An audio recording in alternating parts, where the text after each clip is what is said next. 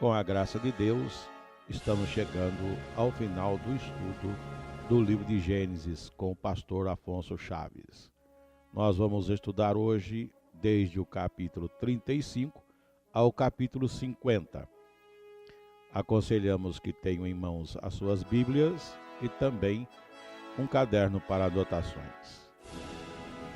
Com vocês, pastor Afonso Chaves. Em continuação ao nosso estudo nas Sagradas Escrituras, nesta oportunidade ainda no livro de Gênesis, agora no capítulo 35, depois do incidente que já estudamos, que envolvia Diná, filha de Jacó, encontramos Deus, o próprio Deus, orientando a Jacó a deslocar-se daquele local e ir para a cidade de Betel, onde na sua saída para a Mesopotâmia, Padan-Aram, Deus lhe tinha falado naquela visão da escada que ligava a terra até o céu. Aqui temos então Jacó deslocando-se para Betel. Mas observem um comportamento que houve, uma ordem que houve, no caso, primeiramente de Deus, dizendo a Jacó que construísse, levantasse um altar ali ao Deus que lhe tinha aparecido. Isso está no verso 1, porque diz assim: depois disse Deus a Jacó: levanta-te, sobe a Betel e habita ali. Faze ali um altar ao Deus que te apareceu quando fugiste diante da face de Esaú, teu irmão. Agora, o ato seguinte, que vemos no verso 2, é que o próprio Jacó, pela primeira vez, coloca um comportamento que mais tarde vai ser feito também por Moisés, no sentido do povo purificar-se, santificar-se, consagrar-se para chegar a Deus.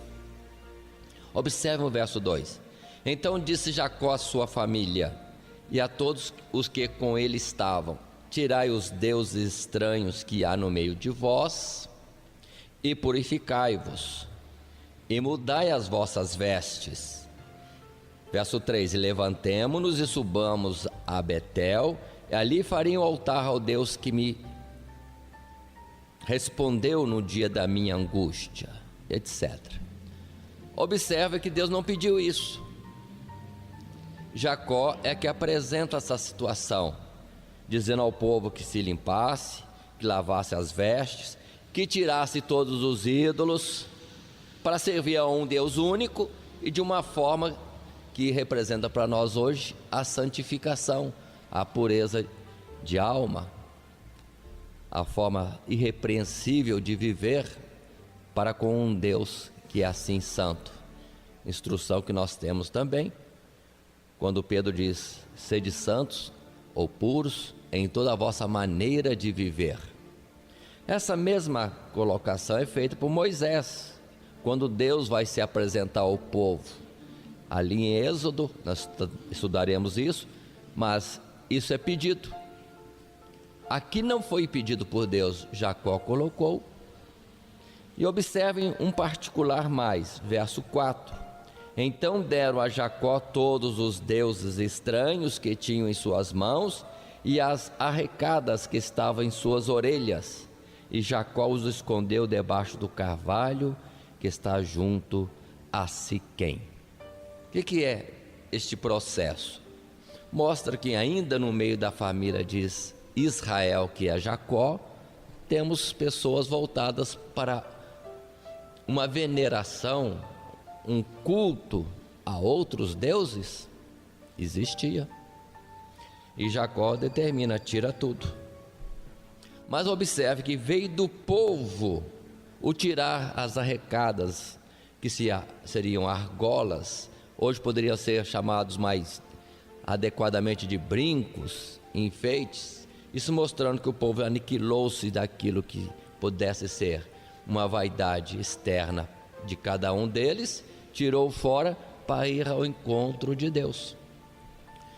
Nós tínhamos com mais cuidado no passado esta ideia de comparecermos diante de Deus com o rosto limpo, não só no aspecto da pureza, que não é importante diante de Deus, mas também sem qualquer outra coisa, como maquiagem, como enfeites.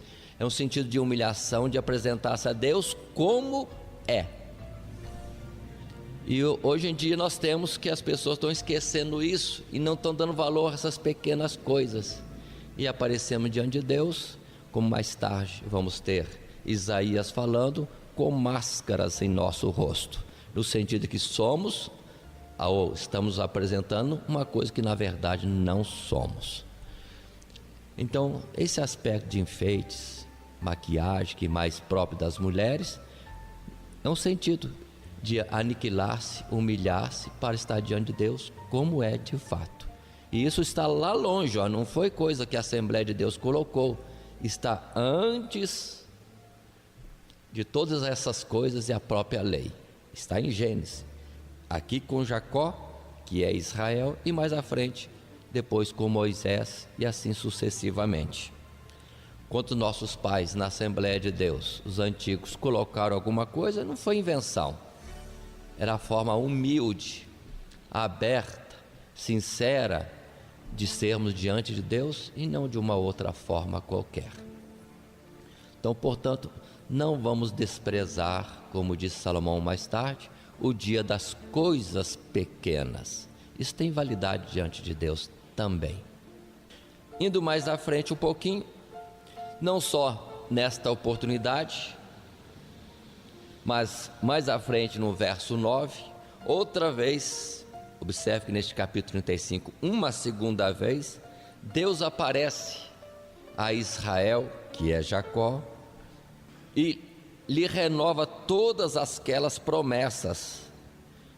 Observe o verso 10, disse-lhe Deus, o teu nome é Jacó, não se chamará mais o teu nome Jacó, mas Israel será o teu nome, e chamou o seu nome Israel. E continua, disse-lhe mais Deus, eu sou o Deus Todo-Poderoso, frutifica, multiplica-te, uma nação e multidão de nações sairão de ti, e reis procederão de ti, e te darei a ti a terra que tenho dado a Abraão e a Isaque, e a tua semente depois de ti darei a terra. E outra vez esse aspecto, verso 13, Deus subiu dele, do lugar onde falava com ele. Esse aspecto de Deus estar se elevando, subindo e saindo da presença daquele com quem falava. O que já vimos acontecer também com Abraão. Era uma manifestação toda especial, toda gloriosa, maravilhosa aos olhos dos homens, e Deus fazia assim também agora com Jacó. E Jacó marca aquele lugar conforme um costume antigo de levantar uma coluna de pedras ou uma pedra como coluna e derramar sobre a pedra o que era chamado libação. O que é libação? Derramar azeite ou vinho no sinal somente de um marco pela presença de Deus ali naquele lugar. Continuemos a história, verso 16 a 18, ou mesmo 19. Até então Raquel tinha dado a Israel um só filho, José, ramo frutífero. E agora acontece que perto de Efrata, nas peregrinações de Jacó, vem o tempo do nascimento da criança que Raquel aguardava. E diz a palavra que houve dificuldade no parto, e Raquel percebeu que estava tendo a sua vida perdida, lhe escapava a vida na dificuldade do parto, e aquela criança que estava gerando, ela, Raquel, deu um nome de Benoni, filho da minha dor, e veio a morrer. Mas Israel não quis este nome, filho da minha dor, e chamou aquela criança, o segundo filho de Raquel, de Benjamim, que significa filho da minha direita. Aí ficou este nome de Benjamim. E Raquel foi sepultada em Efrata, que é Belém. E esses pontos também históricos acabam mais tarde servindo de marcos que a palavra de Deus vai estar citando progressivamente. E precisamos estar guardando e tendo ideia destes fatos, destes marcos, que voltam a ser citados depois até mesmo pelos profetas na sequência dos dias futuros. Inclusive, quando fala a palavra de Deus em profecia da mortandade de crianças em Belém, quando Jesus foi perseguido por Herodes, isso já estava profetizado. E a palavra vem em forma figurada, falando de Raquel chorando os seus filhos. Mas não é Raquel. Na verdade, é a figura de Belém de Efrata. Teria a perda de todas as suas crianças. Continuando, verso 27 e 28. Observe que até então não falamos mais nada de Isaque. E é aqui que aparece mais uma vez a menção de Isaque. Desde que Jacó saiu de casa, não consta mais nada de Isaque. Agora sim, vai falar no verso 27 e 28, que Isaque veio a falecer com 180 anos de idade. E que Esaú e Jacó vieram lhe dar sepultura naquela cova de Maquipela, naquela gruta, naquela caverna que havia naquele campo comprado por Abraão. E a palavra vai citar que ali estavam sepultados. Primeiramente foi Sara, Abraão, depois foi Rebeca e depois Isaque. 180 anos. Observe quantos anos passaram. E Jacó só na Mesopotâmia ficou 20 anos. Então toda aquela pressa de abençoar Esaú estava fora da direção de Deus mesmo, porque ele viveu muitos anos depois. Nesse ponto então, quando Isaque morre com 180 anos, Jacó, que é Israel, e o próprio Esaú, seu irmão, estava com cerca de 120 anos, que era uma idade avançada para aquela época já. Mas é o ponto de encontro de Esaú e Jacó. No capítulo 36, para onde passamos agora, só vai dar a informação de como estava a descendência de Esaú. E observe que Deus abençoou Esaú. Todos os filhos de Abraão ou Isaque, os que não eram da linhagem espiritual, também eram abençoados. Assim diz a palavra no verso 8: portanto, Esaú habitou na montanha de Seir. Esaú é Edom.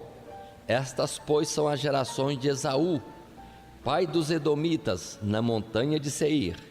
Estes são os príncipes dos filhos de Esaú: os filhos de Elifaz, o primogênito de Esaú, foram o príncipe Temã, o príncipe Omã, o príncipe Zefô, o príncipe Kenaz.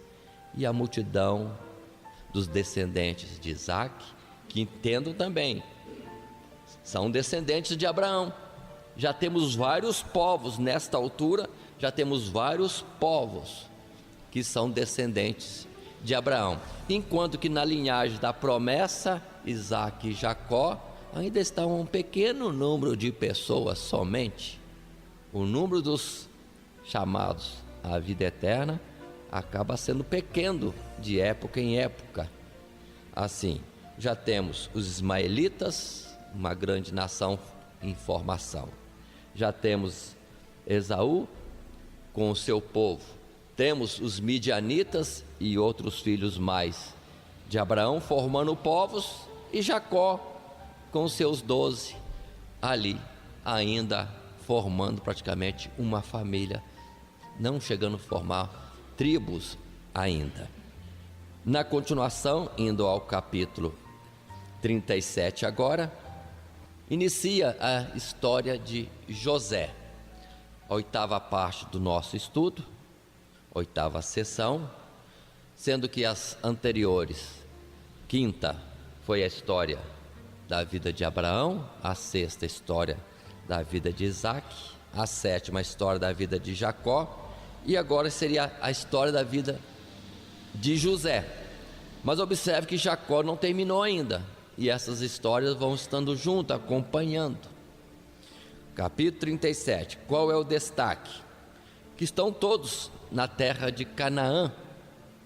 Israel, que é Jacó, agora com seus 2 filhos, e Diná, a única filha.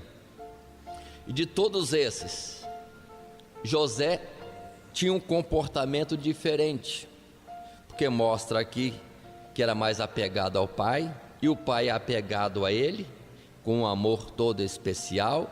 Diz a palavra que Israel amava José mais do que todos os seus filhos, porque era filho da sua velhice, tanto que lhe fez uma túnica de várias cores.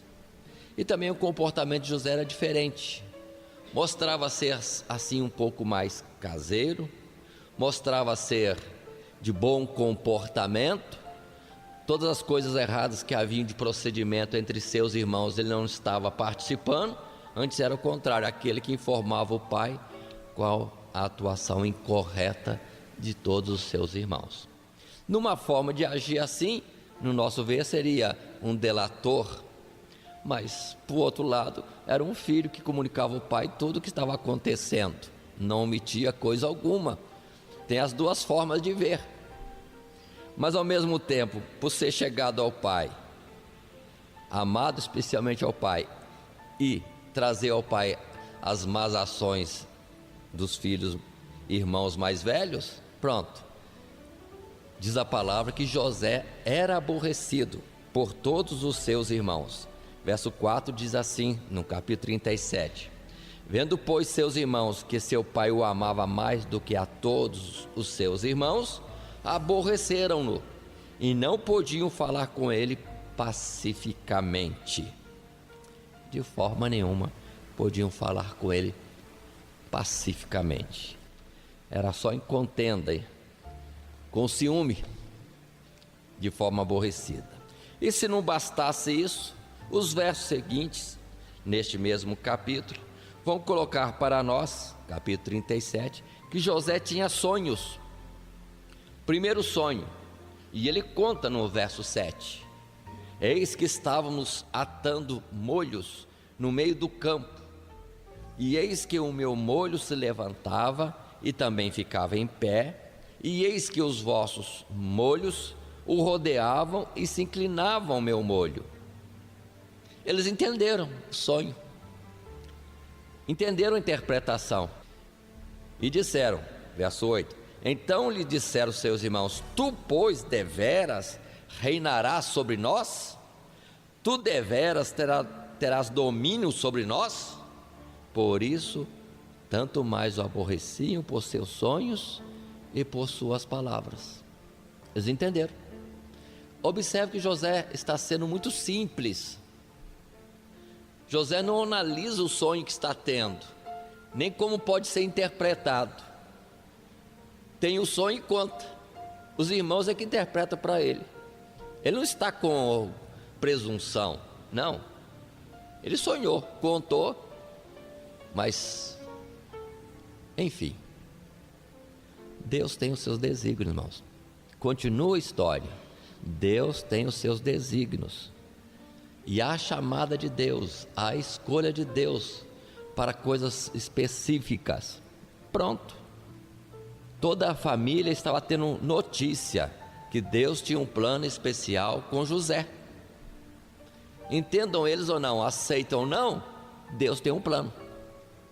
E o sonho seguinte, verso 9 a 11, complica um pouco mais, porque José sonha que o sol, a lua e 11 estrelas se prostram diante dele. Não dá para explicar, irmãos, desenhar este sonho. Como é que estrela, lua e sol pode se inclinar para adorar alguém? Para nós seria representado com pontos minúsculos no firmamento, mas o sonho que ele teve foi isso. passou para seus irmãos o sonho. Seus irmãos mais uma vez interpretaram certo. O próprio pai Israel entendeu o sonho e chegou a dizer, no final do verso 10: porventura viremos eu, que era Israel, e tua mãe, que era Raquel e já falecida, e teus irmãos a inclinar-nos perante ti em terra? Aí está, entenderam. Só que, verso 11: seus irmãos, pois, o invejavam. Seu pai, porém, guardava este negócio no seu coração. Desígnios de Deus, irmãos. Parece que entenderam. Entenderam o sonho, mas não entenderam que Deus iria fazer aquilo. E quando as coisas começam a acontecer, todos estão perturbados. Mas não foram avisados? Certamente foram avisados. E como que vai acontecer? Ou qual é a sequência? Primeiro, a partir desses versos, nós temos José sendo enviado pelo pai para ir ao encontro de seus irmãos que apacentava o gado mais distante, em uma caminhada longa, e ele obedece e vai procurar seus irmãos, ter notícias de seus irmãos, do pastoreio do rebanho, e trazer a notícia para o pai. Mas no verso 19, conta a palavra que de longe viram José se aproximando e disseram, verso 19, disseram uns para os outros: eis, lá vem o sonhador mor. Plano, verso 20, vinde, matemo-lo, lancemo-lo numa destas covas e diremos: uma besta fera o comeu, e veremos o que será de seus sonhos. Irmãos, quem está falando isso? Aqueles que nós vamos conhecer como sendo os patriarcas da nação de Israel. Que povo bom, hein? Cheios de inveja, cheios de más ações, aqui agora maquinando a morte do seu próprio irmão, indiferentes a qualquer consequência. Simples, vamos matá-lo. Este é o coração daqueles homens. Então somente um que parece estar um pouco mais quebrantado, que é Rúben, o mais velho, quer contornar a situação, mas o resultado final é que Deus livra, é Deus quem livra a José das mãos deles, para que não venha a ser morto, porque apareceu um grupo de midianitas, mercadores, e alguém lá teve uma ideia. Que ideia? Por que vão matá-lo? O que nós vamos ganhar com isso? Vamos vendê-lo, vamos ter um lucro nisso. E assim José é vendido por 20 moedas de prata aos midianitas, que vão levá-lo em seguida ao Egito. E quanto ao pai? Tomemos a capa de várias cores, vamos sujar de sangue de uma ovelha aí do rebanho, e vamos dizer que achamos isso para ver se ele reconhece a túnica. E a dedução do pai vai ser normal: uma besta fera o encontrou e o matou. E foi isso que aconteceu. Levaram a veste para o pai, a túnica, verso 33, e diz assim: é a túnica de meu filho, diz Israel, uma besta fera o comeu, certamente foi despedaçado José. E Jacó rasga suas vestes, entra em processo de luto, de choro. Todo mundo quer consolar a ele, mas ele não aceita a consolação e diz que certamente vai para a sepultura em tristeza pela perda de seu filho José. Paremos um pouquinho, irmão. Quanta dor isso trazia para Jacó, que é Israel? Será que doeu um pouquinho agora o choro de Israel a seus filhos? Mas observe que acima de tudo está um plano de Deus. Deus não podia falar mais claro com Jacó? Às vezes na nossa vida nós passamos por alguns problemas, algumas lutas. Nós precisamos descansar mais em Deus. Não há coisa alguma que nos separe do amor de Deus que está em Cristo Jesus. Nem a altura, nem a profundidade, nem a vida, nem a morte, nem o porvir nos pode separar do amor de Deus que está em Cristo Jesus. Só que muitas vezes, ainda avisados por Deus, não compreendemos. Entramos no processo do choro, do desespero às vezes, achando que está tudo perdido. Irmãos, nada está perdido. A palavra diz que ninguém pode arrebatar de Cristo Jesus aqueles que se chegam a Ele, de forma nenhuma. Nós precisamos ter mais confiança em Deus, de que Ele está agindo na nossa vida. Às vezes vem uma enfermidade e já fica abalado, pronto, acabou minha vez. Ou outras situações mais. Calma, a promessa de Deus feita a nós vai cumprir.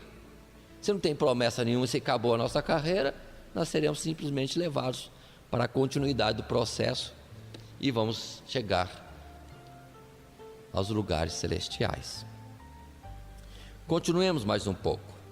Fica aqui interrompido um pouco a história de José e de Jacó. E o capítulo 38 vai trazer para nós, brevemente, a história de Judá. Porque em Judá tem uma sequência especial. De Judá depois vem Davi, e de Davi vem Jesus. E a palavra que Jesus depois vai dizer é que a salvação vem dos judeus, vem da tribo de Judá. Assim a Bíblia traz. Observe, no tempo da antiguidade, um destaque na vida de Judá. Por que não destacou outras vidas? Porque não era tão importante. Mas sabiam eles o que iria acontecer no futuro? Não sabiam.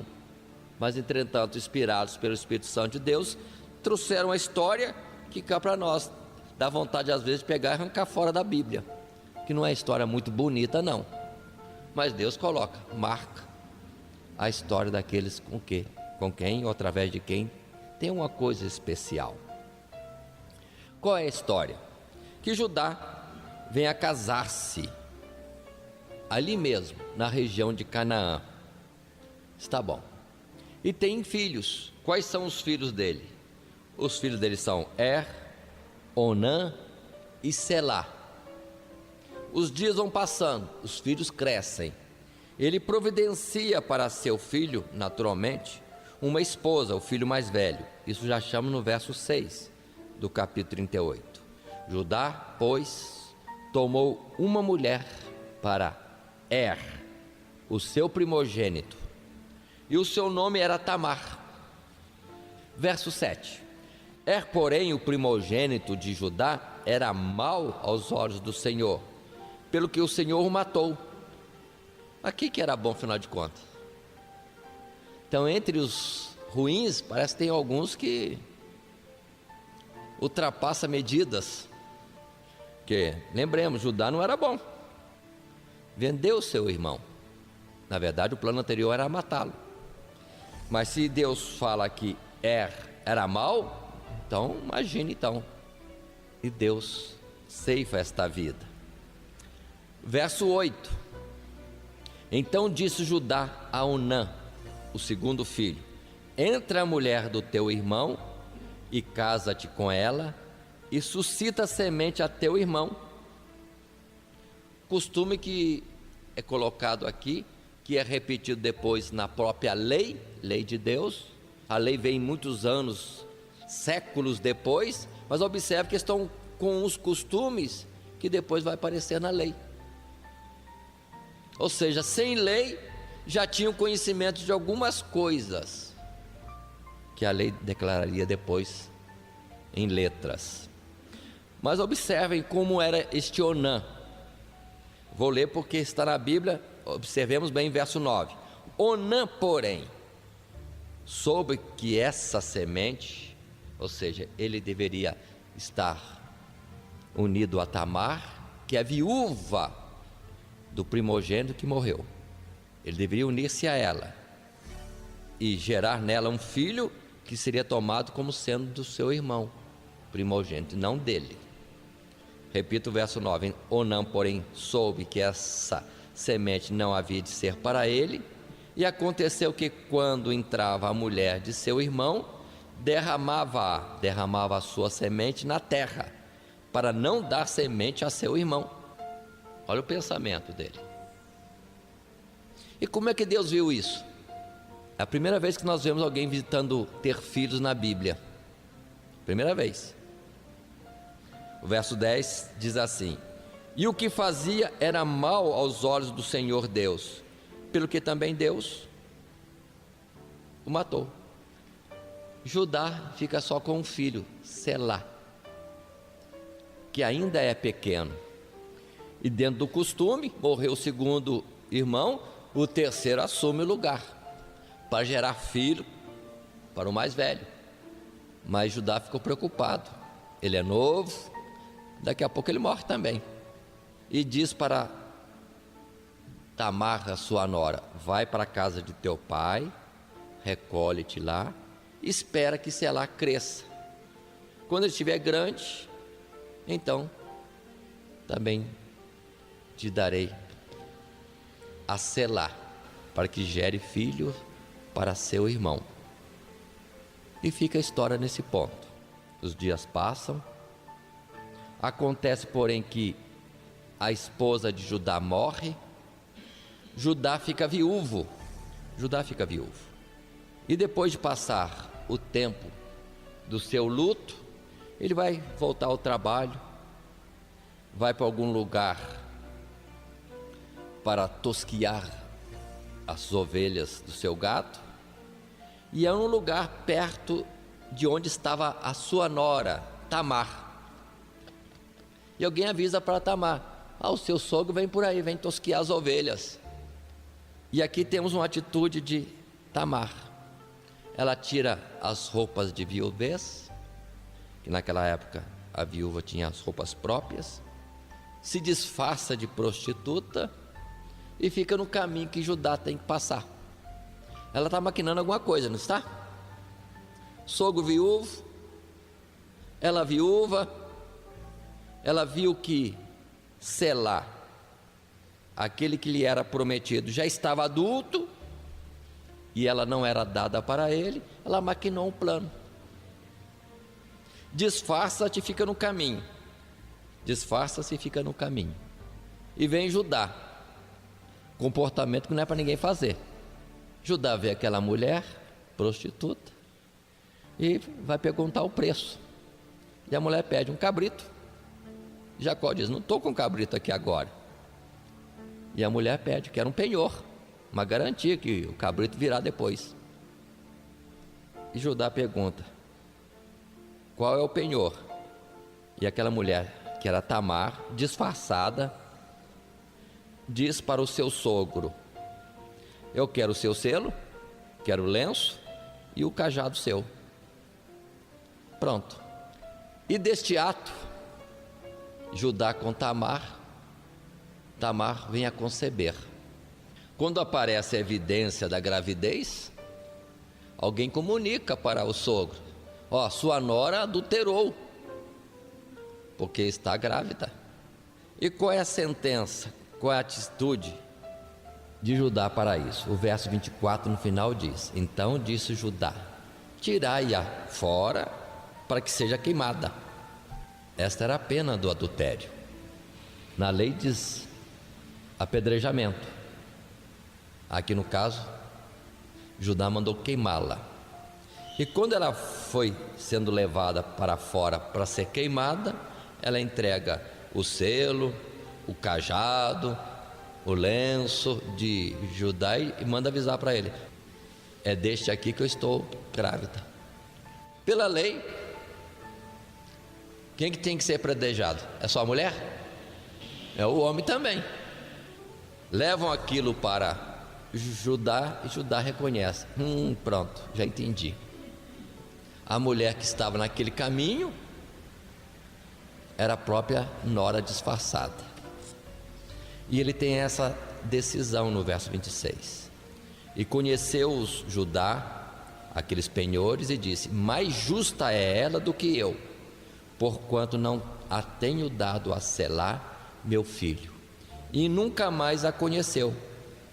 Então observe, irmão, que essa é só a narrativa, a história difícil. Podia tirar da Bíblia essa página, mas Deus não tira. Deus não tira. Temos um homem que não é tão justo assim, mas ao mesmo tempo se acha com atos de justiça. Primeiro quer condenar a nora à morte, depois vê que a nora é mais justa do que ele. Então ainda tem um pouquinho de sensatez. E o detalhe que eu quero destacar, verso 26, e nunca mais a conheceu. Que pode ser que alguém depois fale assim: agora continua, já começou? Não, nunca mais a conheceu. E a sequência dos fatos, ainda no verso 27 em diante, a Bíblia narra os detalhes do nascimento do filho de Tamar, que ao mesmo tempo é neto de Judá e filho de Judá. Que coisa, que história difícil. E não é somente um filho, são dois filhos, gêmeos no ventre. A história se repete. E diz a palavra que, contando a história, que na hora do nascimento das crianças, um deles põe o braço para fora. A parteira, mais que depressa, amarra um paninho, esse está nascendo primeiro. Mas que nada, o braço foi recolhido e desceu o outro. Alguém de novo, entre aspas, passou a perna, usou de alguma vantagem, não deixou o que ia sair primeiro e saiu. Por isso que o que nasceu depois teve um nome chamado de Pérez, aquele que abriu o caminho. E depois saiu seu irmão com um cordãozinho no braço, que foi chamado Zerá. E a história mostra que é por Judá e este Pérez é que vem toda a genealogia de Judá, na qual encontramos Davi e depois Jesus. A história é boa para nascer Jesus? A descendência é boa para nascer Jesus? Se Jesus fosse escolher um certinho para nascer, não viria nunca a este mundo. Para nós entendermos, o Senhor veio de encontro ao que estava de fato perdido. E muitas vezes temos o orgulho de acharmos que somos os tais. Nós somos quem? Talvez sejamos um Judá nessa existência, cheio de erros e às vezes com alguma aparência de justiça. Mas entretanto, Deus, não olhando para esta forma de nós sermos, veio ao nosso encontro para nos trazer salvação. Não havia um justo sequer, nem Judá, nem Tamar, nem Pérez, mas Deus faz questão de vir ao nosso encontro. Vamos continuar um pouco mais. Aliás, gostaria de destacar uma coisa. Observe que quando Jesus vem e escolhe a Maria, e quando Maria vai fazer a oração de ação de graças, Maria diz que Deus atentou para a simplicidade, a humildade, a pouca significância da sua serva, referindo-se a ela mesma, Maria. Mas os homens colocam Maria numa auréola de glória, de pureza, de santidade, para justificar que foi por ela que Jesus veio, senão não viria. Mas olha a natureza toda humana, precisamos estar atentos a isso. Não há glória em Maria, um mérito de santidade especial para então poder vir Jesus, não há. Tanto que quando temos a vida de Maria, Maria também, como uma israelita correta, ela comparecia periodicamente ao templo, ao santuário, para apresentar o sacrifício de expiação de pecado. Por que depois apareceu homens e religiões dizendo que ela era sem pecado? Qual palavra que é mais certa? A dela mesma Ou a de Deus que disse não havia um justo sequer? Ou das religiões hoje que querem endeusar? Mas com Jesus mesmo aconteceu, de quando vieram dizendo para Jesus: bem-aventurado o ventre que te trouxe e os seios que te amamentaram, Jesus retrucou dizendo: antes, bem-aventurado aquele que ouve a palavra de Deus e a põe por prática, desmanchando esse endeusamento de Maria, que já naquela época já estava começando. Continuemos, voltemos agora à história de José, capítulo 39. José está no Egito. Egito, potência mundial daquela época. E onde vai parar José? Na casa de Potifar, capitão da guarda de Faraó.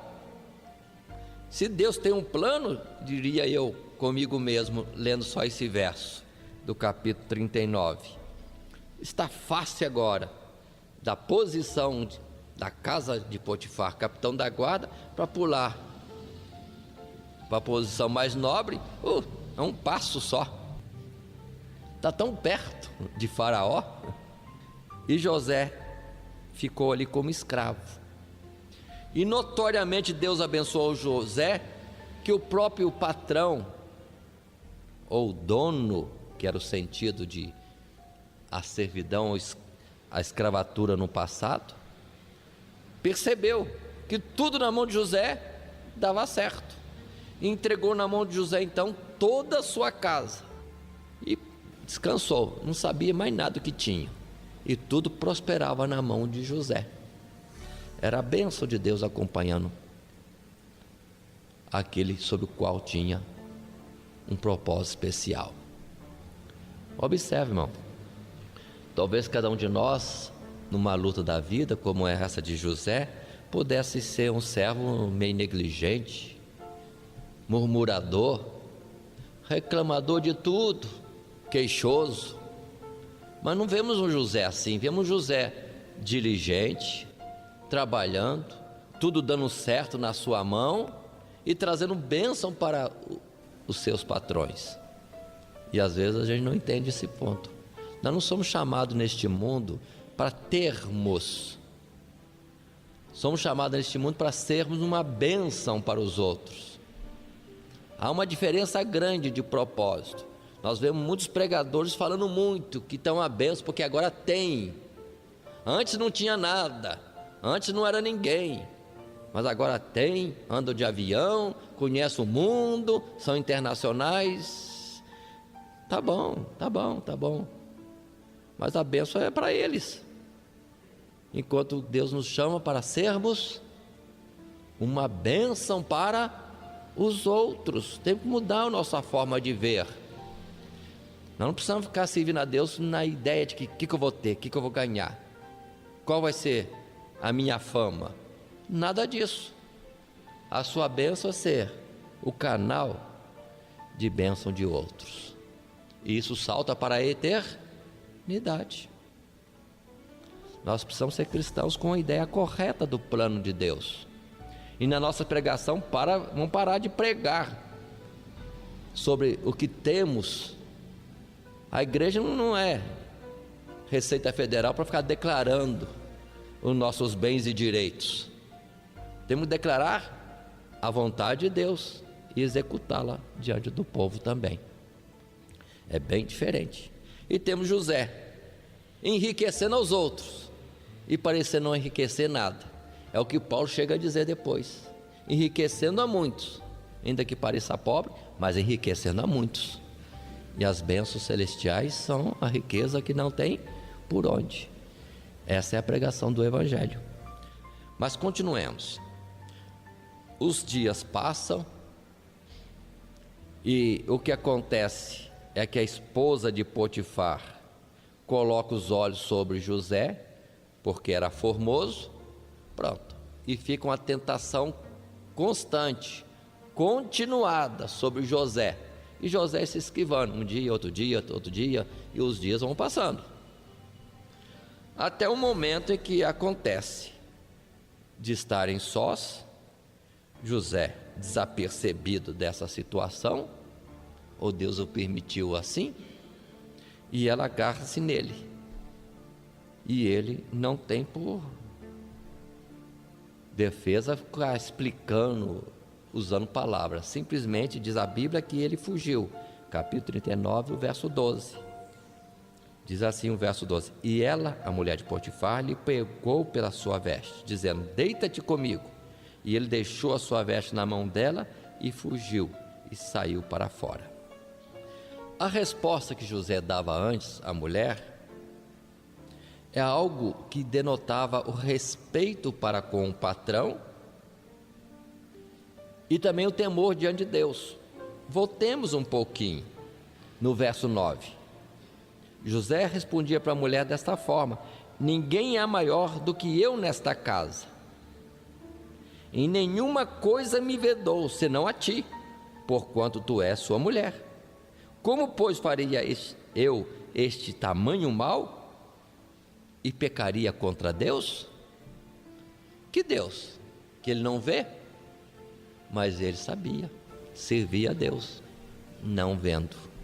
Observe que o princípio de José, princípio alcançado em casa, permaneceu com ele. Muitas vezes nós vemos jovens que estão longe da casa, longe da igreja, aí muda o comportamento. Mas Deus não está presente? Deus está presente. Precisamos sempre lembrar disso. Vamos passear em outra cidade, ninguém está aqui. Ninguém de igreja? Não. E vamos mudar o comportamento? Não podemos. O Deus da igreja continua pertinho dele, vendo tudo e também anotando tudo, e o dia do juízo certamente virá. E José tinha ideia bem disso, pelo que respondia dessa forma e não pecava. E agora a situação não dá para explicar, é fugir mesmo. É quando muitos jovens também não têm essa iniciativa, diante da tentação fica procurando um jeito ou outro de escapar, mas acaba sendo vencidos em respeito humano. A ordem é fugir. Paulo disse a Timóteo: foge dos desejos da mocidade.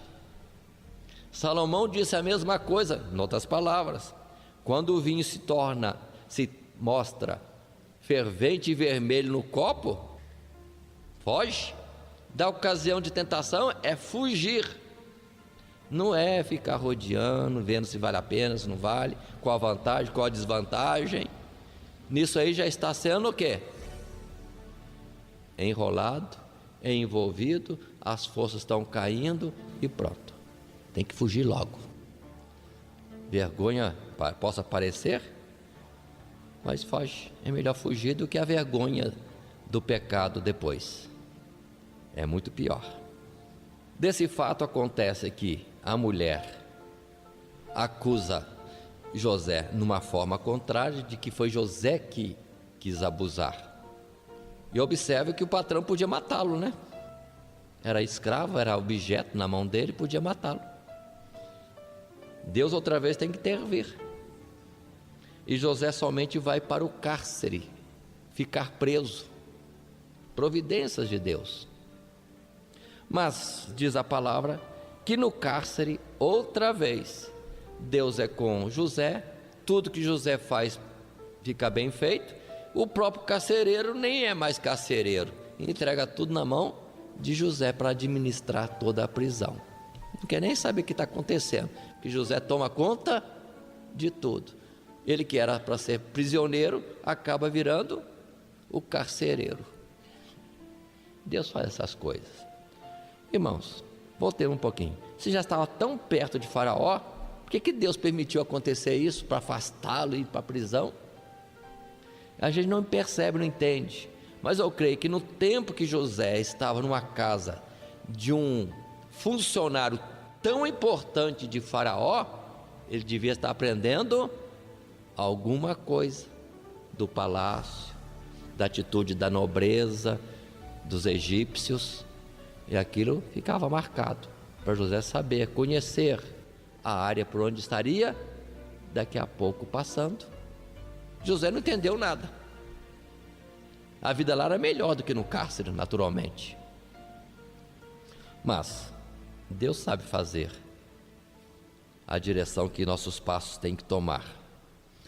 Na continuação, nós vemos que José não era somente um carcereiro de abrir e fechar porta, era uma pessoa que preocupava-se com o seu semelhante, com o próximo, porque vemos que José está atento às pessoas. Vem um tempo em que um copeiro e um padeiro de Faraó são presos, e ele está atentando, tanto atentando que um dia o semblante dele está diferente, preocupado, e José percebe: o que está acontecendo? Vamos dizer assim, numa linguagem nossa, o que está vendo contigo? E é quando o copeiro vai falar de um sonho. Tive um sonho.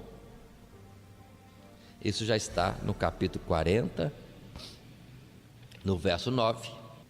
Tendo José dito ao copeiro: não são de Deus as interpretações? Conta o sonho. E o sonho, verso 9, contado é assim: então contou o copeiro mor o seu sonho a José e disse-lhe: eis que em meu sonho havia uma vide diante da minha face, e na vide 3 sarmentos, e ela estava como que brotando, a sua flor saía, os seus cachos amadureciam em uvas, e o copo de Faraó estava na minha mão, e eu tomava as uvas e as espremia no copo de Faraó, e dava o copo na mão de Faraó. Este é o sonho. Aí mostra também para nós, mas um costume. Como é que se fazia o suco de uva? Pegava a uva, se espremia em mão, e o caldo descia no copo e é entregue a Faraó. Suco da uva. José interpreta, verso 12: então disse-lhe José: esta é a sua interpretação, os 3 sarmentos são 3 dias, dentro ainda de 3 dias Faraó levantará a tua cabeça e te restaurará ao teu estado, e darás o copo de Faraó na sua mão, conforme o costume antigo, quando eras seu copeiro. Interpretou o sonho e deixa um pedido, verso 14: porém lembra-te de mim quando te for bem, e rogo-te que use comigo de compaixão, e que faças menção de mim a Faraó, e faz-me sair desta casa. Mas o copeiro não se lembrou. Entusiasmado pela interpretação dada, também o padeiro apressadamente vem e diz: e o meu sonho é este, e conta o sonho de 3 cestos de pães que ele carregava na sua cabeça, e que as aves do céu pousavam e iam comendo os pães dos cestos. E José interpretou também: 3 dias também, mas você será levantado da prisão e condenado à morte. E essas coisas aconteceram para um e para o outro. O copeiro não se lembrou, estando já restaurado a sua posição de honra, assistindo diretamente a Faraó, e passa-se os tempos. Na verdade, 2 anos inteiros. Chegamos ao capítulo 41. O primeiro verso diz: 2 anos inteiros. O copeiro não se lembrou de José. Mas acontece que Faraó tem sonhos, e Faraó preocupa-se com os sonhos.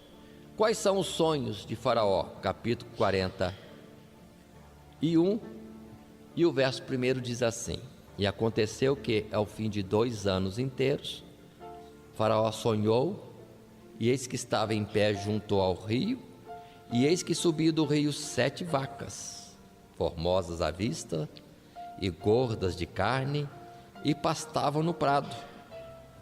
E eis que subiu do rio, após elas, outras 7 vacas, feias à vista e magras de carne, e paravam junto às outras vacas na praia do rio.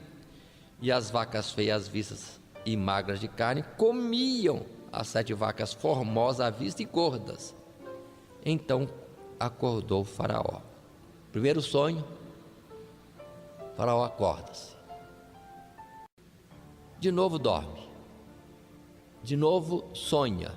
Agora não são mais 7 vacas, são 7 espigas, boas, formosas, cheias, muitos grãos, mas essas 7 espigas gordas são comidas pelas 7 espigas magras.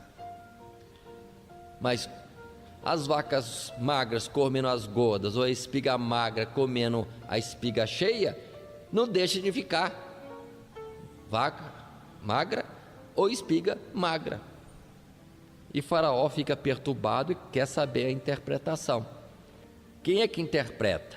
Verso 8 vai dizer que Faraó chamou todos os adivinhadores do Egito, todos os seus sábios, conta-lhes os sonhos, mas ninguém interpreta Faraó. Mas, irmão, o sonho não é fácil de interpretar? Não é fácil. Se Deus não abre o selo, está fechado. Ninguém sabe interpretar. Numa questão levantada assim, é que o copeiro agora lembra-se de José e vai falar a Faraó: lembro-me agora, e conta toda a história. E José é chamado à presença de Faraó. O verso 14 do capítulo 41 vai dizer: então enviou Faraó e chamou a José, e o fizeram sair logo da cova, e barbeou-se, e mudou as suas vestes, e veio a Faraó. Aí nós vemos que esse costume, irmãos, de barbear-se era dos egípcios, não era dos hebreus. Os israelitas e outros povos orientais não têm por costume barbear-se. Este costume é egípcio, não é tradicional dos israelitas. Se vocês forem ver figuras e outras colocações, citações mesmo, sempre se fala de barbas que o povo israelita usava. Não era costume do israelita fazer a barba. Esse costume que nós temos hoje, irmãos, é egípcio, daquele tempo passado. Mas então José é levado à presença de Faraó.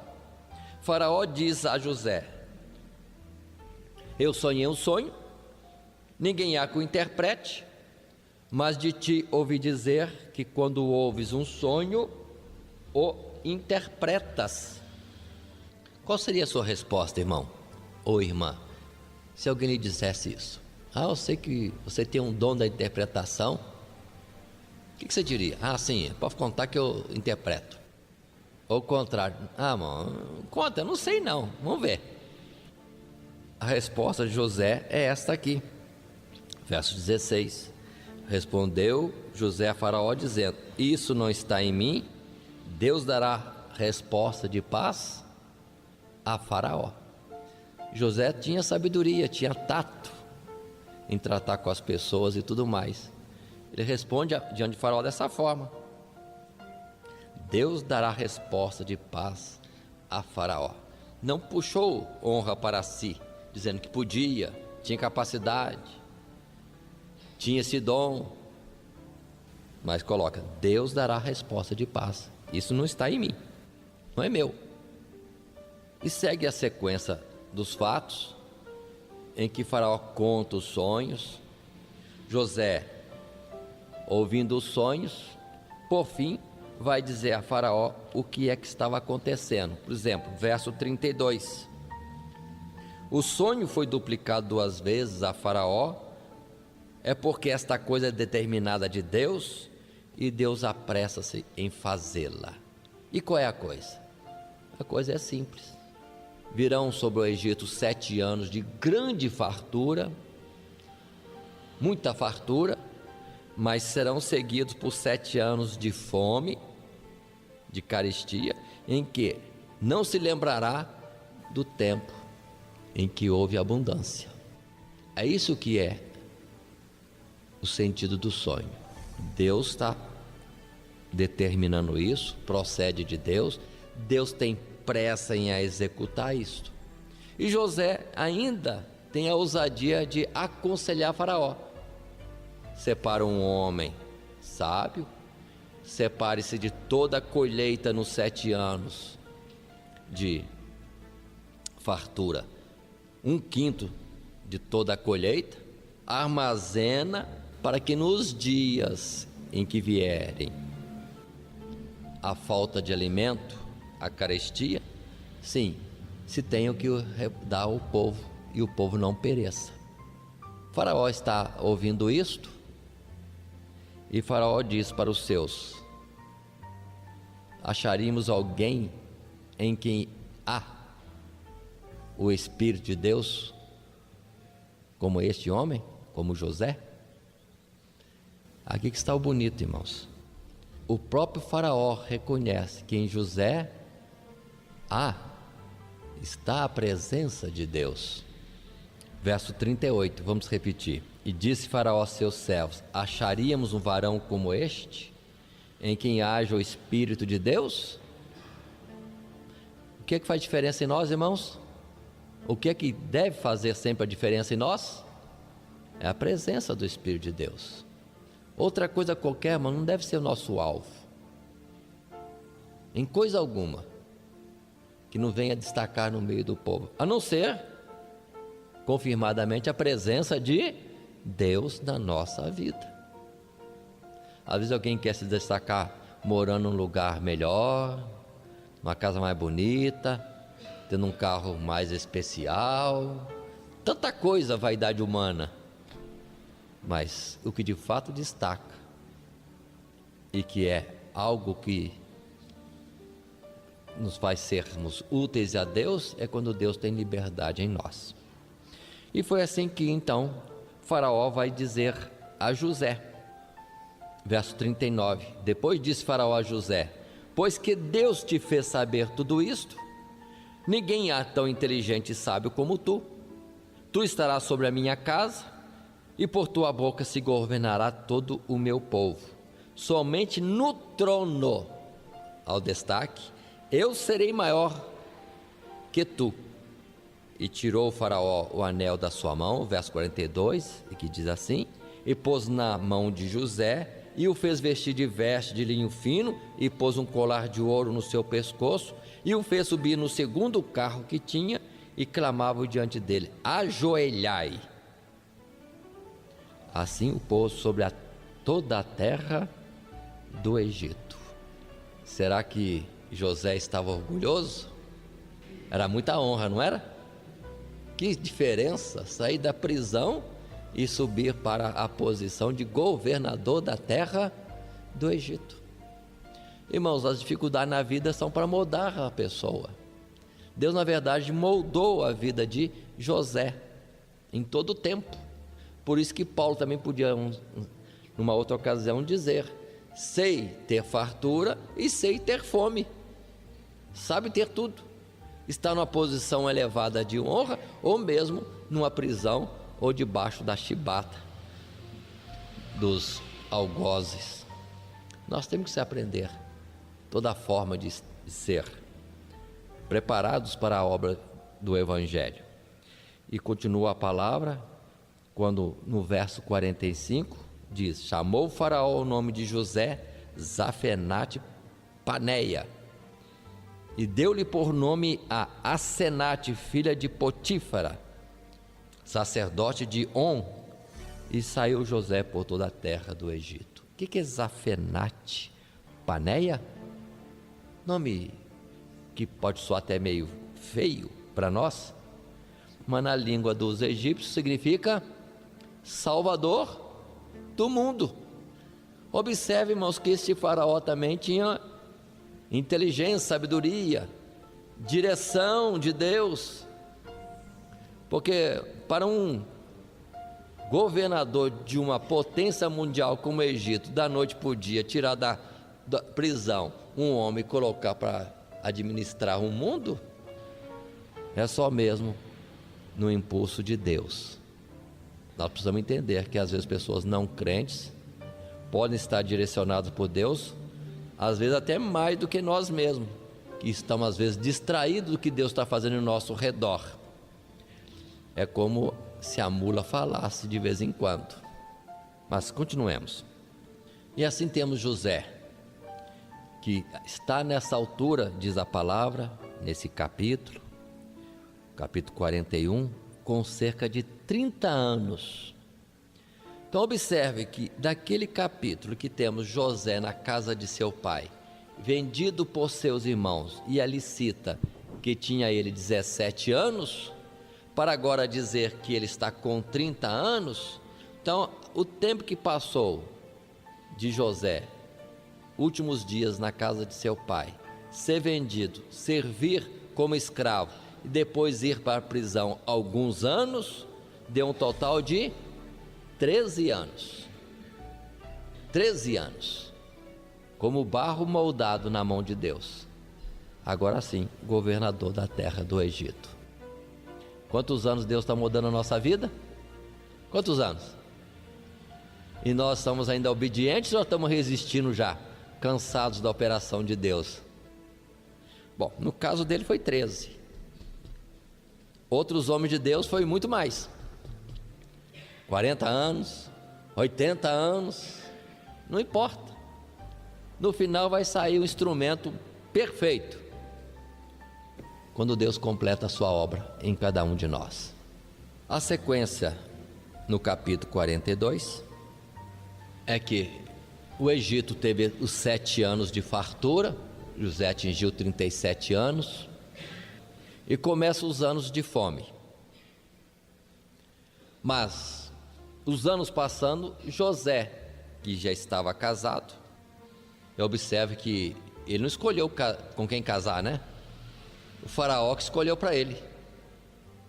E faraó não era o pai dele.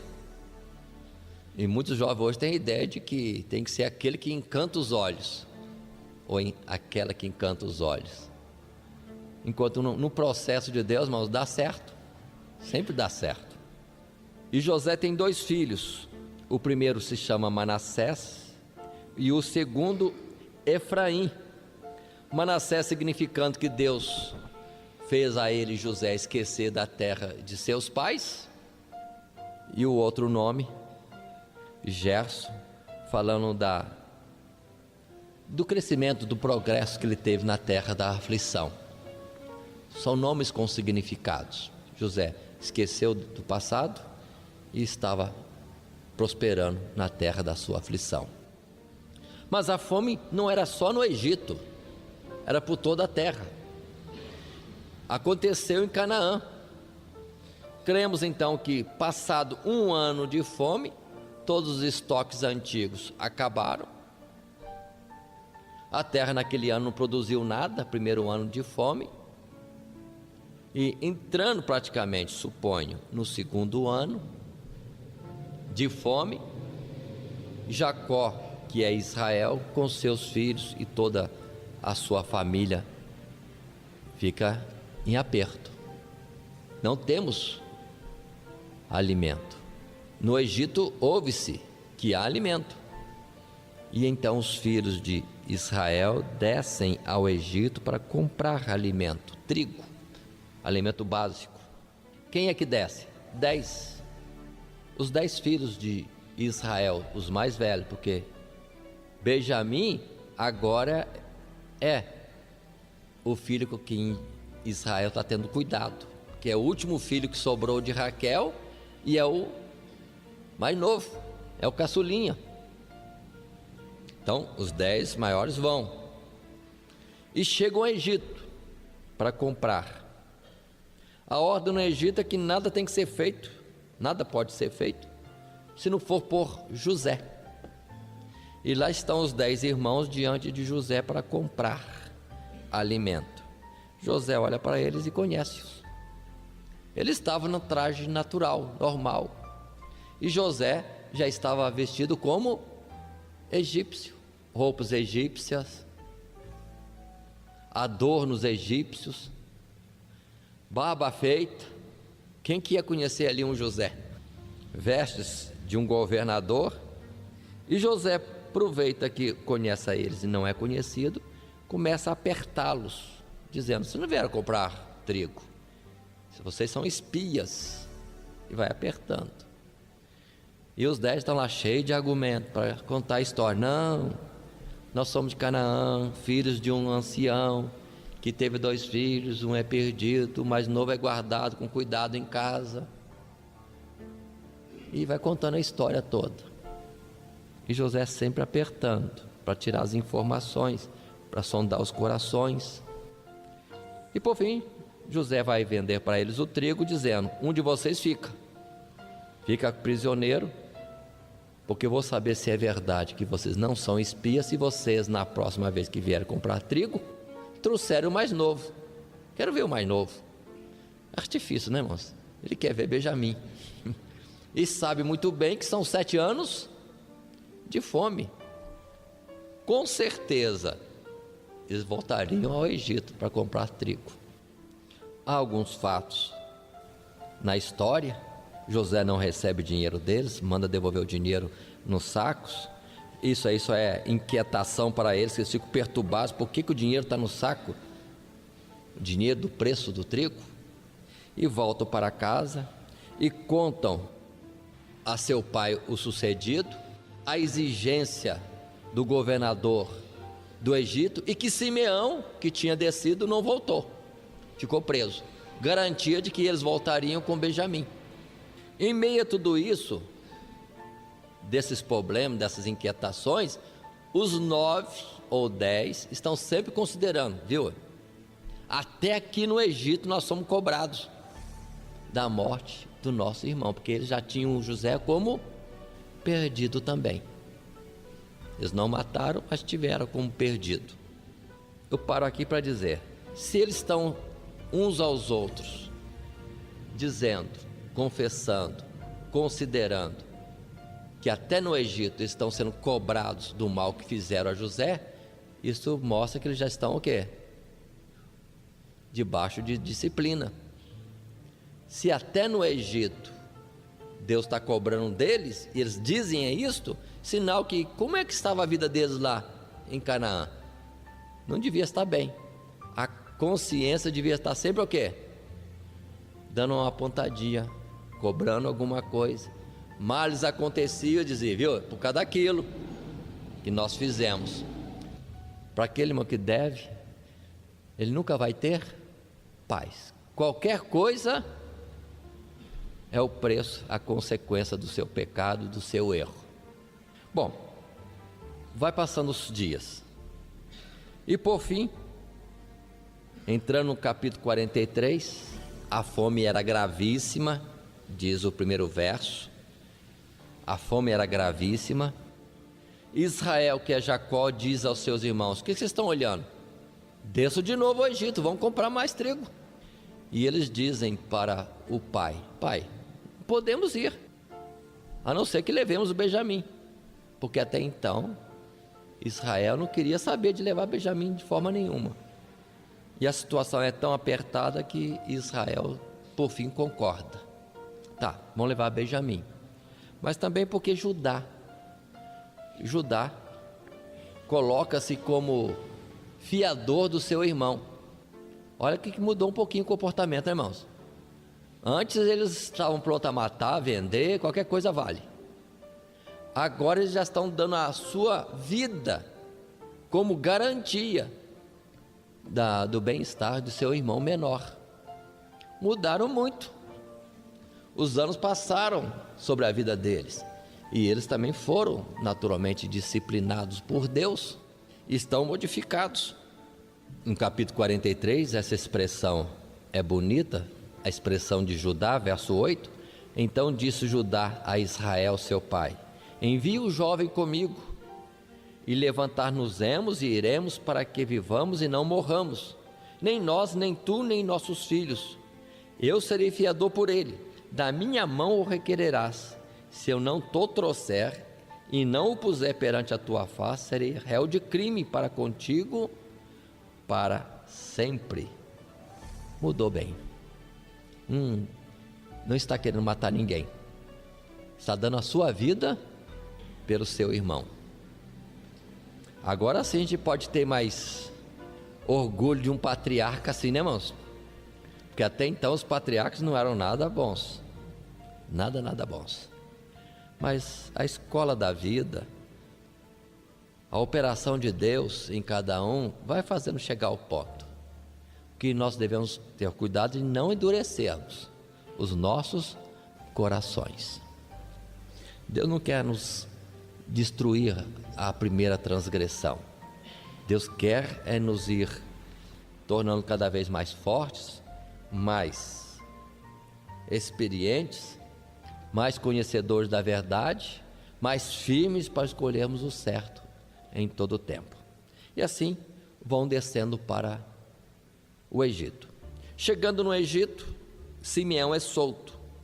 E José diz para os seus serviçais: levem todos eles para a minha casa, eles vão almoçar comigo.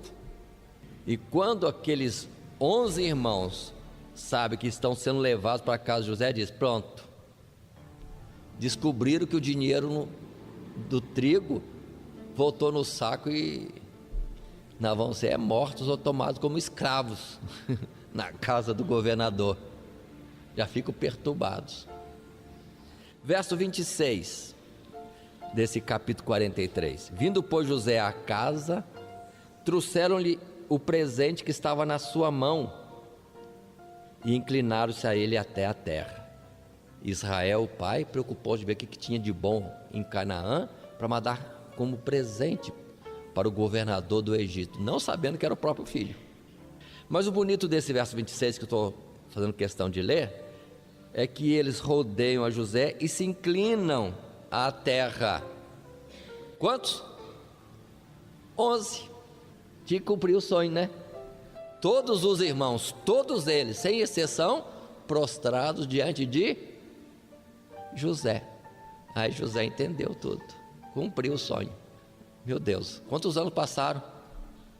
Agora que José percebeu, está acontecendo o que eu sonhei nos meus 17 anos. E quanto tempo passou? Vamos observar quanto tempo passou para este desígnio de Deus cumprir. Foi aos 17 anos que ele, José, sonhou. Já chegou aos 30 anos, passou 13, mais 7 anos de fartura, 20 anos, mais uns 2 anos de fome. Quanto deu? 22 anos. Mas cumpre-se o que Deus determina. Por certo, irmãos, a palavra que sempre diz: passa o céu e a terra, mas a palavra de Deus não passa. Ela certamente nos tempos devidos se cumprem. Pronto. Tem agora um fato de conversa. José conversando com os 11, sem se revelar, pergunta pelo pai deles, que é o pai dele mesmo, pergunta pelo mais novo. Quem que é o Benjamim mais novo? Esse aqui. Estão conversando ali, comem juntos. José deixa-os intrigados, porque José manda colocar em ordem na mesa. Observem, cada um conforme a sua maioridade, na ordem direitinho das idades. Todo mundo percebeu isso. Gozar, nós estamos em ordem de idade. Estão ficando mais inquietos. Para Benjamim, quando é levado à refeição, é levado 5 vezes mais, sinal de honra, de homenagem. Para Benjamim, José estava homenageando seu irmão da mesma mãe. Para esse parece que está tudo bem. E por fim, o trigo é vendido. José não quer saber do dinheiro anterior, não. O dinheiro anterior já chegou. Isso aí é bênção que Deus deu para vocês. O trigo é vendido, o dinheiro de novo é colocado nos sacos, só que José dá ordem aos seus serviçais: o meu copo em que eu bebo vinho, coloquem no saco do Benjamim. E no dia de manhã cedo, foram embora, todos os 11 alegres. Opa, dessa vez a viagem foi boa. Mas foi só eles saírem, José chama a sua guarda e diz: agora sai atrás e vê onde está meu copo, e traz de volta para cá aquele com quem estiver o meu copo. Pronto. No caminho são interceptados pela guarda de José, vão investigar nos sacos, e no saco de Benjamim está o copo. Aí todo mundo entra em pranto, em luto. Que desastre! Logo Benjamim, artifício de José. Na hora de voltar, observem, se fosse alguns anos atrás, Os 10 iam dizer para Benjamim: bem feito para você, quem mandou você meter a mão no copo do faraó ou do governador? Vote você. E os 10 iam voltar para casa sossegados, com a consciência tranquila. Agora já estão mudados, irmão, mudados mesmo, porque os 10, sem exceção, arrumam de novo a bagagem e vão voltar com ele, e vão lá diante de José argumentar, suplicar, pedir o favor de José. José insistindo: com quem foi achado haverá a situação de ser meu servo, os outros podem ir embora, mas ninguém quer ir embora. E por fim Judá derrama-se numa súplica de um verdadeiro intercessor, e aí coloca a sua vida de novo na mão de José, dizendo: fique eu e seja liberado o menino, o menor. Está nesse capítulo 44 agora. Judá diz, verso 18: então se Judá se chegou a ele e disse: ai, Senhor meu, deixa, peço-te, o teu servo dizer uma palavra aos ouvidos de meu senhor, e não se acenda a tua ira contra o teu servo, porque tu és como Faraó. E os versos seguintes, mais precisamente do verso 30 até o 34 do capítulo 44, Judá derrama-se em súplica em favor de seu irmão, colocando-se como culpado, como quem vai ficar como escravo do governador do Egito, para que o irmão mais moço volte para casa, porque ele não pode nem imaginar o que é que o pai vai sofrer com a perda de Benjamim. Mudaram sim, irmãos, estão mudados. Daquele que mata com facilidade, agora estão prontos a dar a sua própria vida pelo seu irmão. Mudou muito. Por isso que João, escrevendo, diz que nós somos salvos, nós somos filhos de Deus, porque estamos prontos a dar a nossa vida pelo nosso irmão. Agora pergunta: estamos mesmo? Judá já estava. Judá chegou a este ponto. Capítulo 45. José já não se aguentava mais. A emoção de José é grande, há muito tempo que ele vem controlando-se, escondendo até o choro, ou chorando às escondidas por causa de seus irmãos, e agora não se aguentando mais.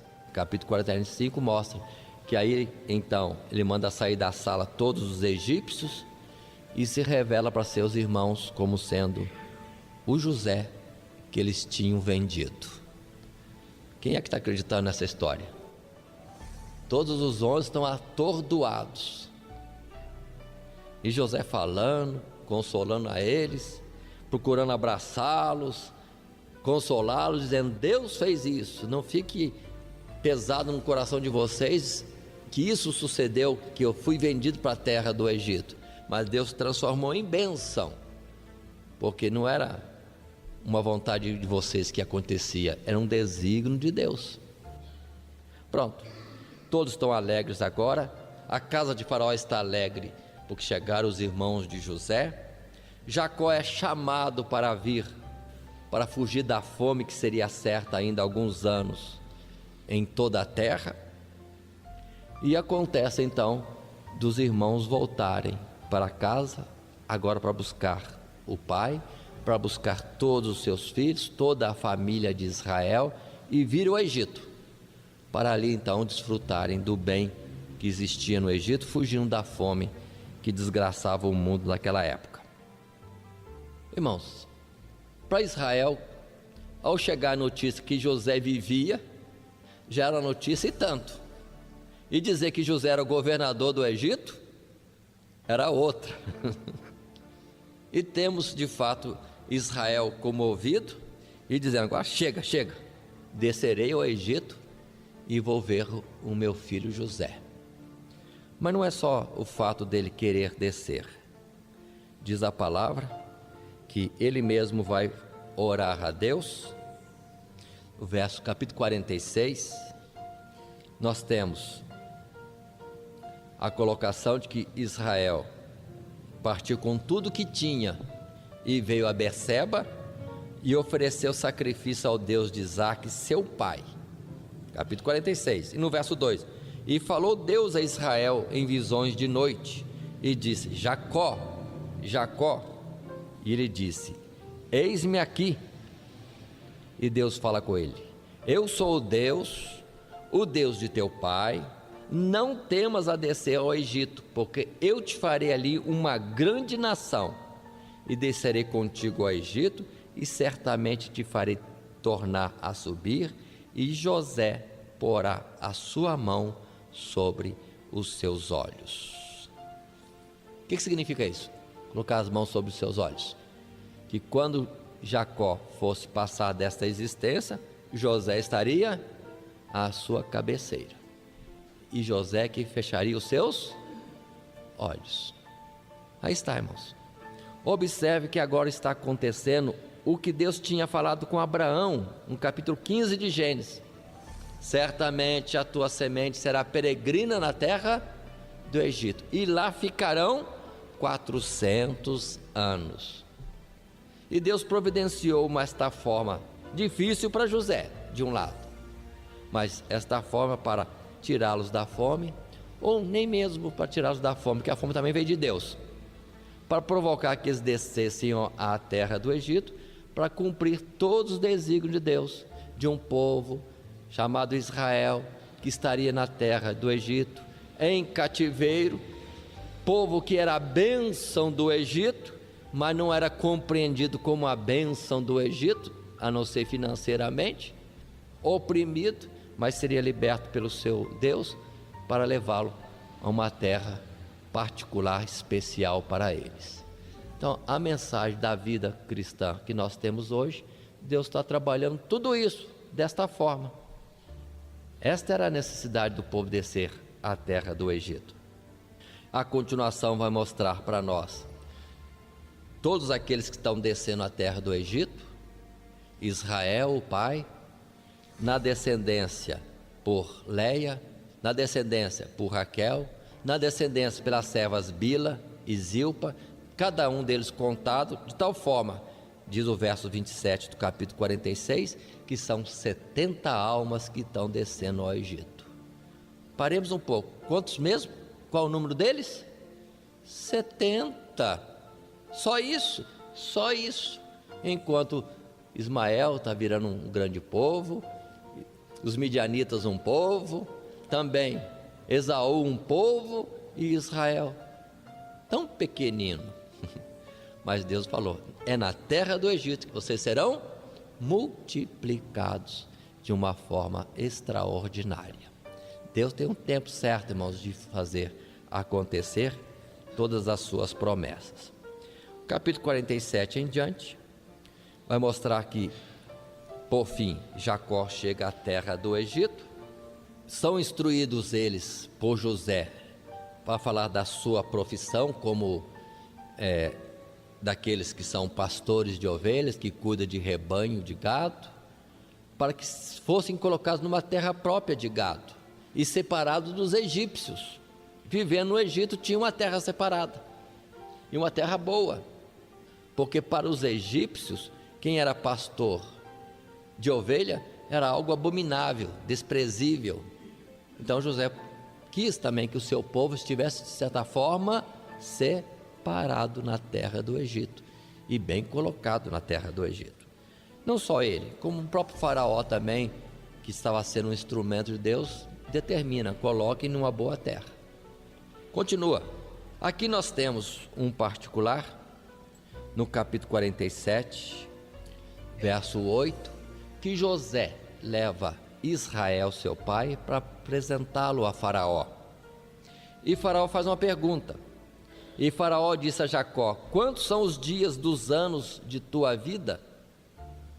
E Jacó disse a Faraó: os dias dos anos das minhas peregrinações são 130 anos.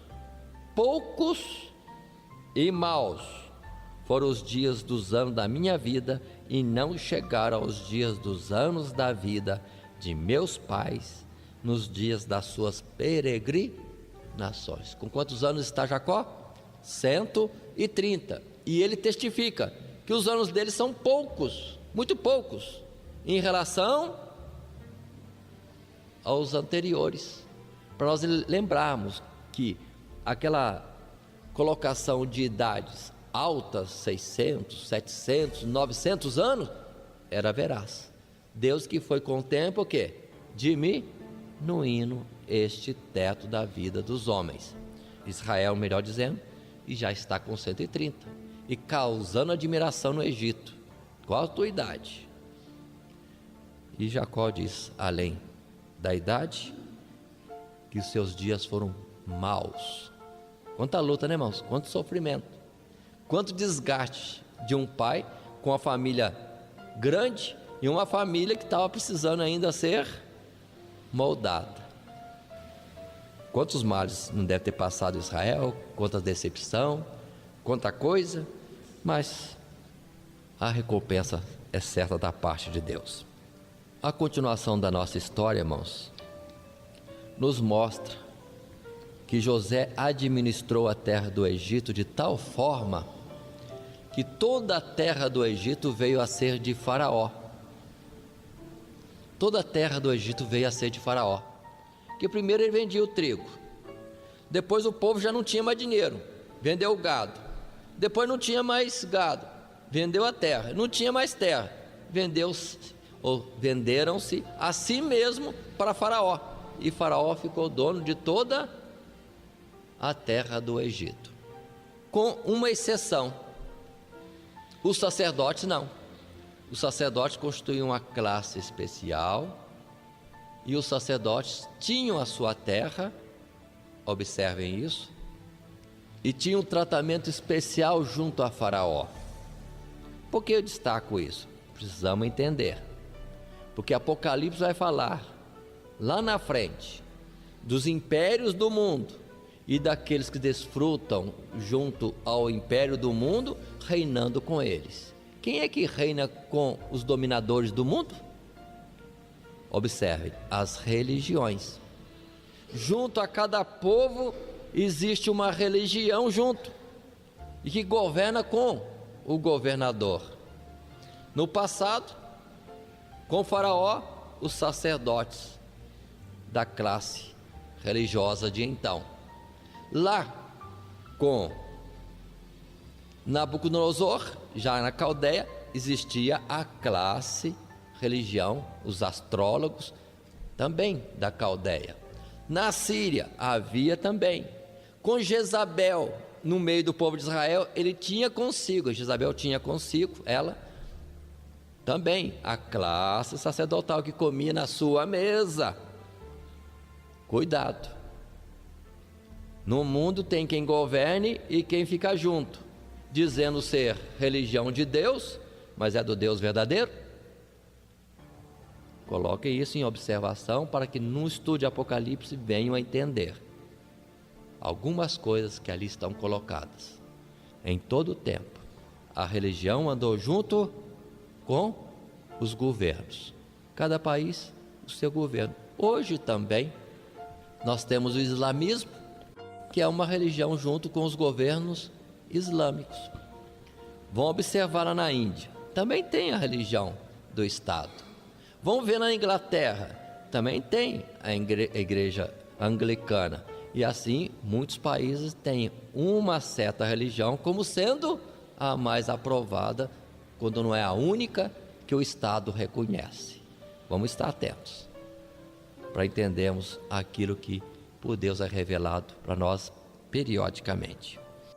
Quando Jesus vai ser condenado, não é só o poder político que condena Jesus, o poder religioso também condena Jesus. Os dois sempre de acordo.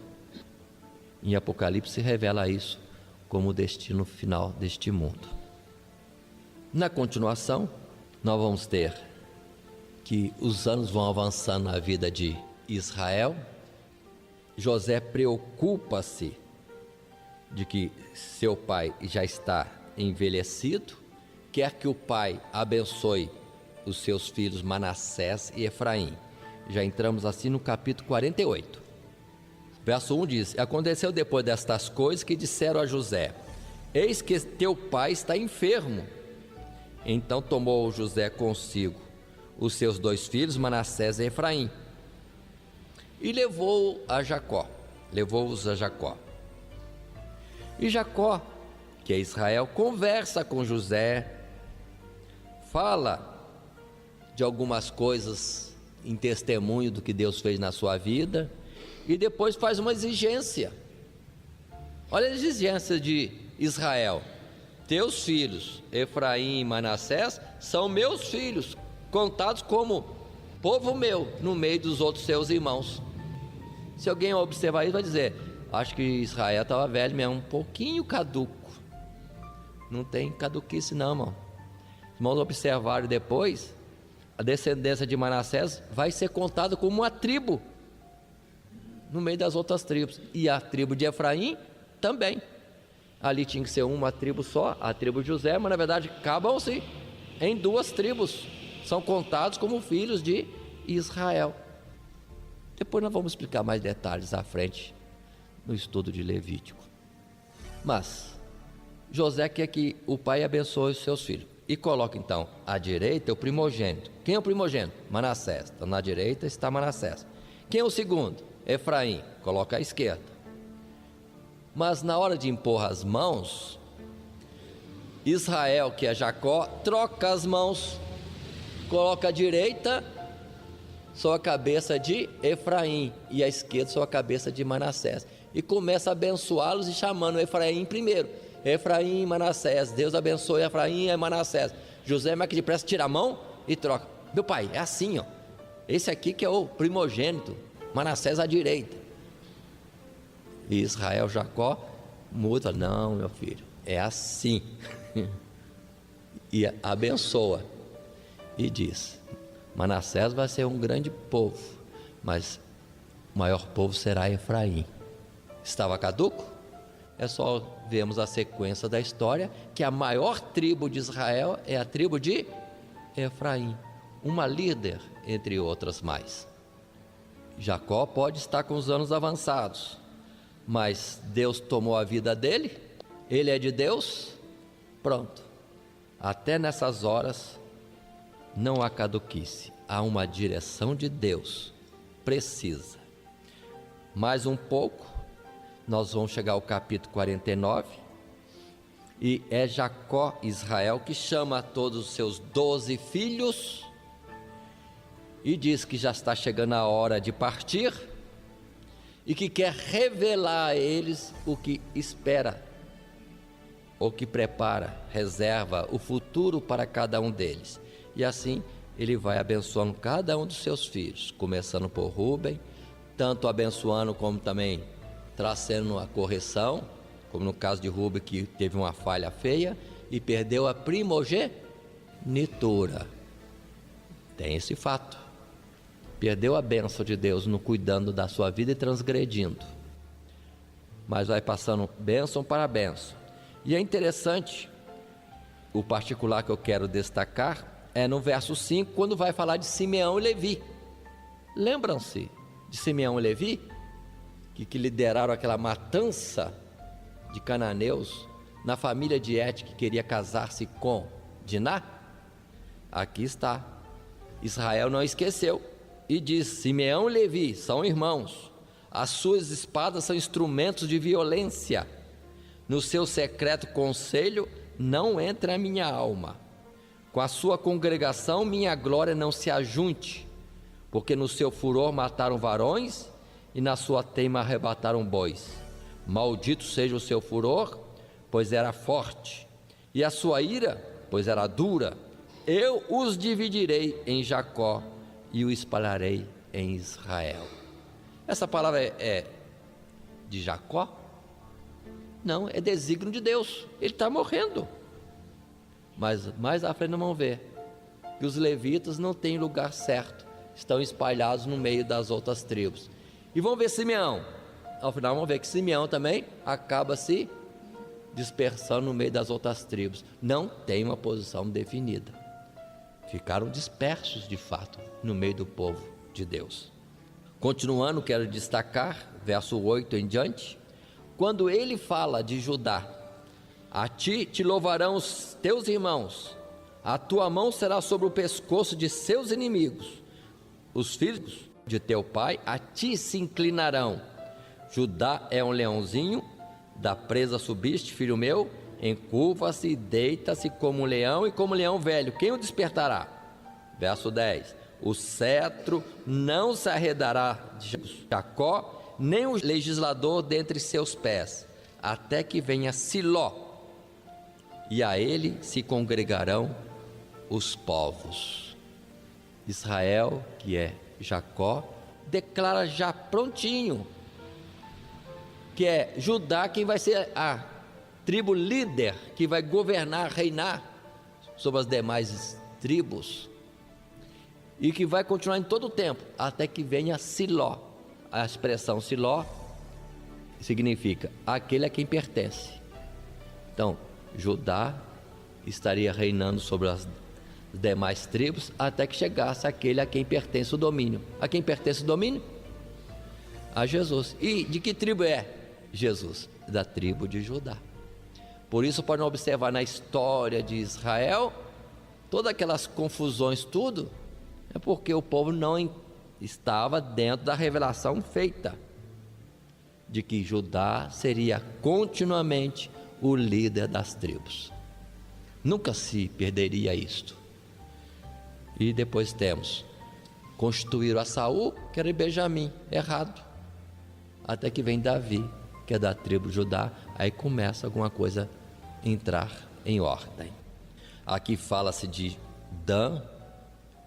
A tribo de Dan traz muita apreensão, muita discussão em nível teológico, se foi salva a tribo de Dan ou não, porque é uma tribo que rapidamente se desvia para a idolatria. Mas entretanto, observe de Dan, verso 17: Dan será serpente junto ao caminho, uma víbora junto à vereda, que morde os calcanhares do cavalo e faz cair o seu cavaleiro por detrás. A tua salvação espero, ó Senhor. Jacó orava pela salvação de Dan. Se formos olhar em Apocalipse, a tribo de Dan não aparece. Não aparece. Então Jacó não está com a idade avançada demais e dizendo loucuras, está dizendo coisa de precisão, como profeta de Deus. Nada caiu por terra. E segue as demais palavras de Jacó, até que por fim, verso 33 do capítulo 49, acabando pois Jacó de dar mandamentos a seus filhos, encolheu os seus pés na cama e expirou, e foi congregado ao seu povo com 147 anos. Portanto, ficou ele 17 anos na terra do Egito.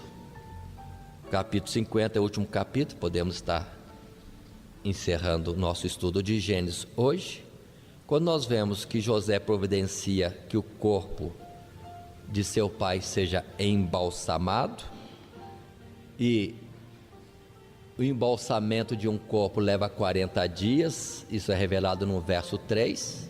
Então o velório de Israel, que é Jacó, na terra do Egito, demorou bastante, 40 dias só para embalsamento.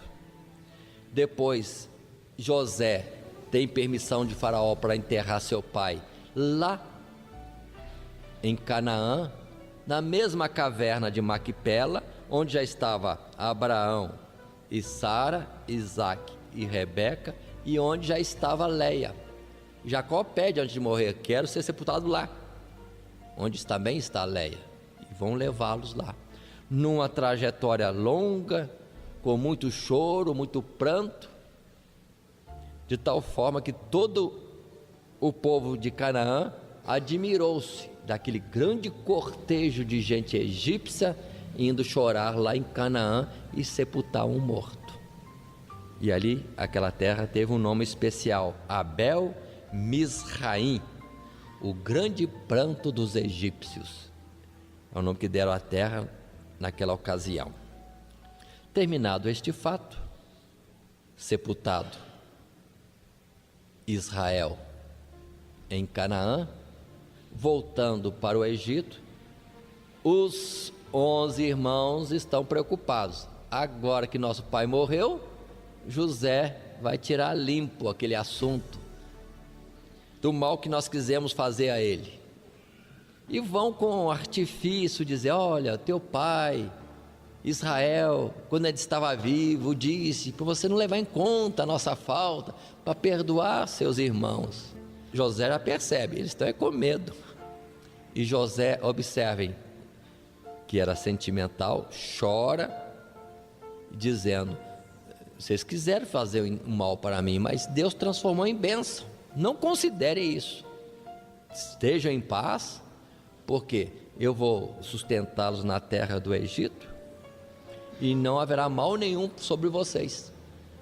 E assim os 11 irmãos puderam viver sossegados na terra do Egito. Observe, irmão, que a consciência cobrava e continuava cobrando por muitos e muitos anos, não deixava que eles ficassem quietos. Só mesmo a bondade de José e o perdão declarado, demonstrado, é que eles vieram ter um pouco de paz.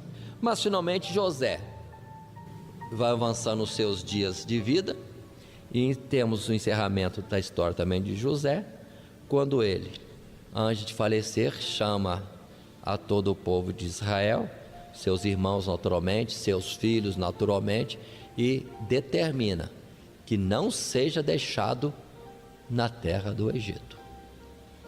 E José diz bem claro para os seus irmãos: certamente o Deus de nossos pais vai nos visitar, vai vos tirar da terra do Egito, e vocês não deixem o meu corpo na terra do Egito. Levem também para ser enterrado lá em Canaã. E essa palavra de José é tomada como expressão de fé. Está lá em Hebreus capítulo 11. Pela fé, José determinou a respeito do seu corpo para que fosse enterrado não no Egito, mas ali na terra prometida por Deus. E termina os dias com José sendo recolhido dessa existência com 110 anos de vida, e o verso 26 encerra dizendo que embalsamaram o seu corpo e puseram num caixão no Egito, justamente para aguardar agora quando é que seria o transporte. E observe que de Abraão até a saída do Egito vão se passar mais de 400 anos, e o corpo de José ficou ali embalsamado, guardado, protegido, para ser conduzido. E conta-se que até hoje existe na Palestina, atual Palestina, o lugar do sepultamento de José, como também é guardada a sepultura de Raquel e a sepultura de Abraão com os demais em Maquipela. E assim, irmãos, nós encerramos esse livro de Gênesis. Quanta coisa nós temos, precisamos dar destaque, sempre voltamos ao estudo de Gênesis, porque temos todas as principais doutrinas. A parte teológica está bem clara aqui em Gênesis. Muitos anos, séculos antes da lei, já está a graça demonstrada para nós. Que Deus nos abençoe em Cristo Jesus. Amém.